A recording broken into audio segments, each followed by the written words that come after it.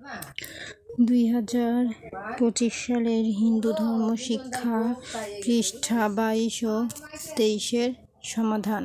তো প্রথমে 22-এর সমাধান করব। মা আনন্দময়ীর জীবনী থেকে তথ্য নিয়ে নিচের বৃত্তাকার ঘরগুলো পূরণ করো।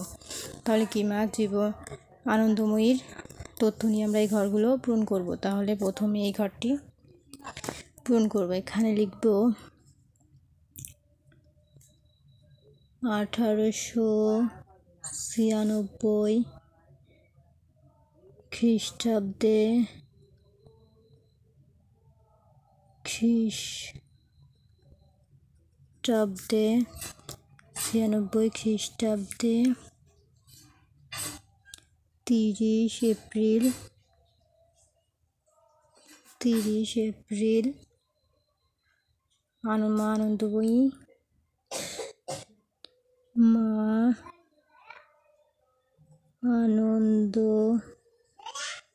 এপ্রিল মা আনন্দময়ী জন্মগ্রহণ করেন।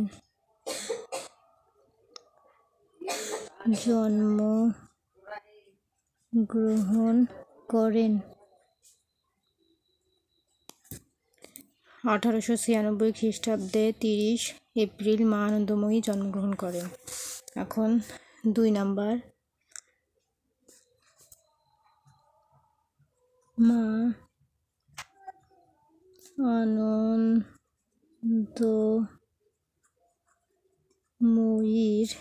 আনন্দময়ীর প্রকৃত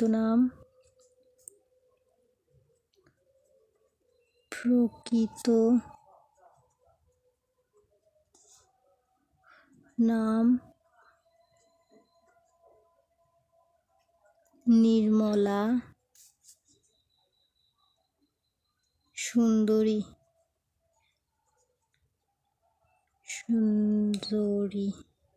মা আনন্দময়ীর প্রকৃত নাম নির্মলা সুন্দরী। তারপর এখন 3 নম্বর ঘরটি পূরণ করব। নির্মলা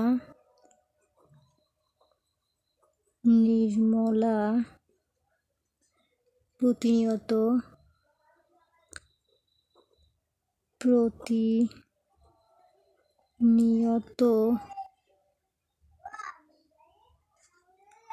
হরিনাম করতেন।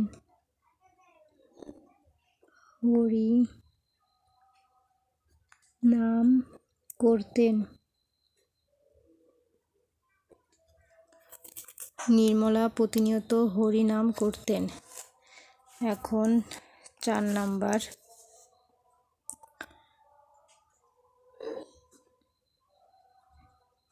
তার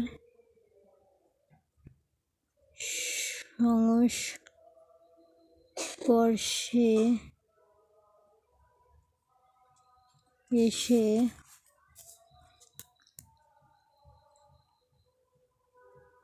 অসুস্থ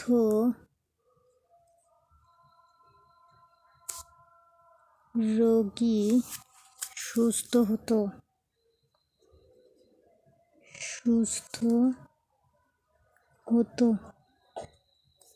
তার সংস্পর্শে এসে অসুস্থ রোগী সুস্থ হতো। এখন সর্বশেষ লিখব 1882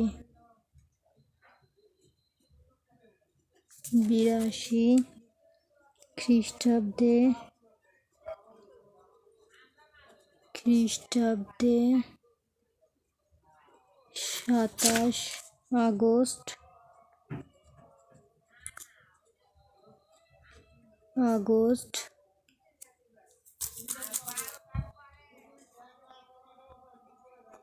পরলোক গমন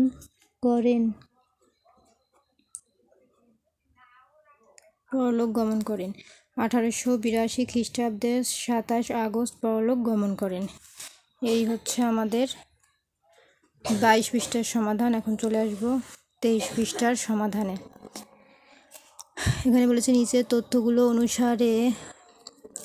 অনুসরণ করে একজন মহাপুরুষের জীবন প্রবাহ তৈরি করো। তাহলে আমরা একটি জীবন প্রবাহ তৈরি করব। নাম, জন্মসাল, পিতা মাতার নাম। তাহলে আমরা এখানে যা আছে তাই লিখব। সাধনা, এই প্রথম ঘরে লিখব তার সাধনা সম্পর্কে, তার মহৎ কাজ সম্পর্কে, তার বাণী সম্পর্কে এবং তার মৃত্যু সম্পর্কে লিখব। তাহলে চলো আমরা লিখি, কারণ এর মধ্যে লিখলে পুরোটা লেখা যাবে না, এই জন্য আমরা একটি খাতায় লিখব। এই যে খাতাটি তৈরি করেছি। নাম, জন্মসাল, পিতার নাম, তার সাধনা, তার মহৎ কাজ এখানে লিখব, তার বাণী এখানে লিখব এবং তার মৃত্যু এখানে লিখব। তাহলে আমরা লেখা শুরু করি। নাম হচ্ছে স্বামী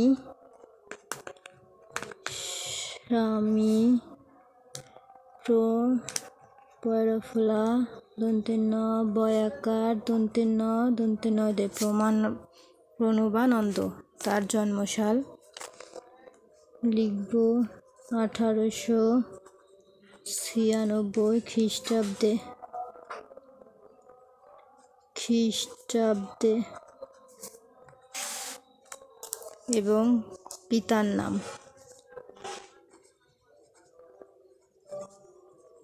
নাম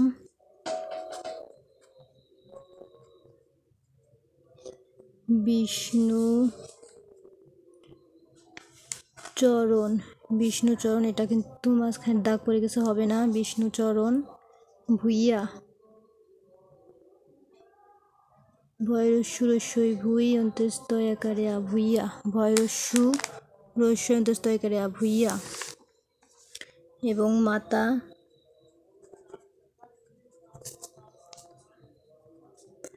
মাতা হচ্ছেন সারদা দেবী, মাতা সারদা দেবী। এখন আমরা লিখব এখানে সাধনা সম্পর্কে। তার সাধনা, তিনি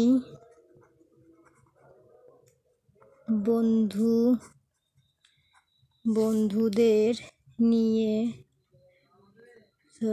তার সাধনা স্বামী প্রমানন্দ হবে, লিখেছি স্বামী প্রণবানন্দ শিবের ভক্ত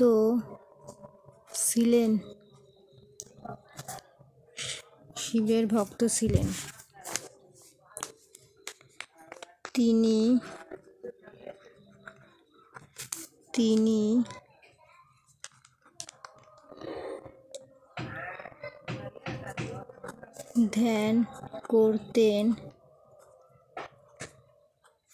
ধ্যান করতেন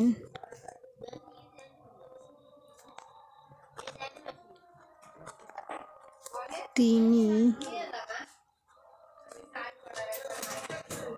সন্ন্যাস ব্রত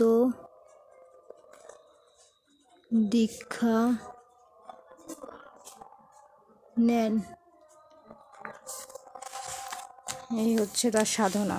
এবং তার মহৎ কাজ লিখব এখন, যে তিনি বন্ধুদের নিয়ে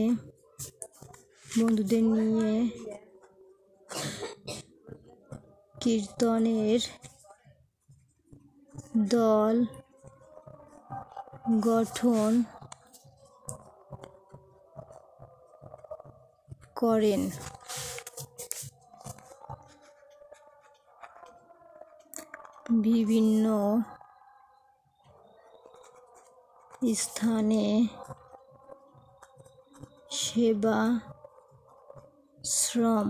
বিভিন্ন স্থানে সেবাশ্রম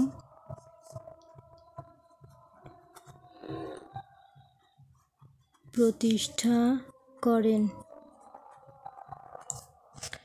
তিনি বন্ধুদের নিয়ে কীর্তনের দল গঠন করেন, বিভিন্ন স্থানে সেবাশ্রম প্রতিষ্ঠা করেন। এখন তার বাণী সম্পর্কে লিখব।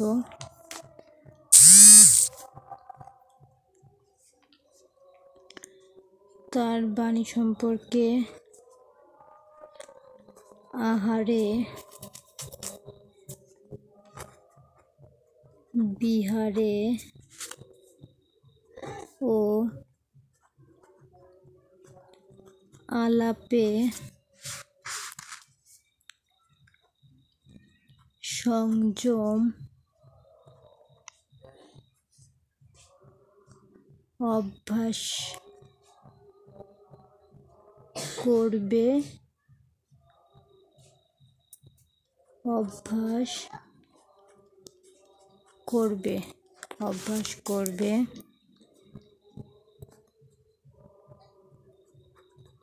দুর্বল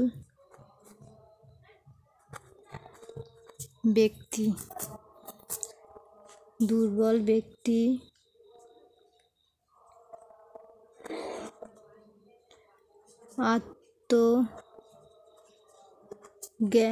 আত্মজ্ঞান ও মুক্তি লাভ করতে পারে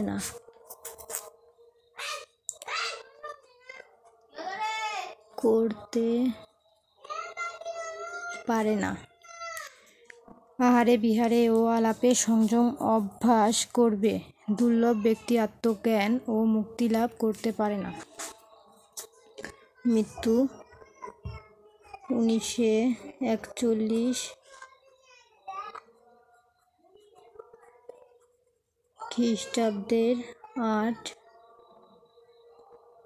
জানুয়ারি মৃত্যু। তো সাধনা স্বামী প্রণবানন্দ শিবের ভক্ত ছিলেন, তিনি ধ্যান করতেন, তিনি সন্ন্যাস ব্রত দীক্ষা দেন। মহৎ কাজ, তিনি বন্ধুদের নিয়ে কীর্তনের দল গঠন করেন, বিভিন্ন স্থানে সেবাশ্রম প্রতিষ্ঠা করেন। বাণী, আহারে বিহারে ও আলাপে সংযম অভ্যাস করবে দুর্লভ ব্যক্তি আত্মজ্ঞান ও মুক্তি লাভ করতে পারে না। মৃত্যু 1941 খ্রিস্টাব্দে 8 জানুয়ারি। তো আজকের মতো এই পর্যন্তই। দ্বিতীয় পর্ব দেখার জন্য অবশ্যই চ্যানেলটি সাবস্ক্রাইব করতে হবে।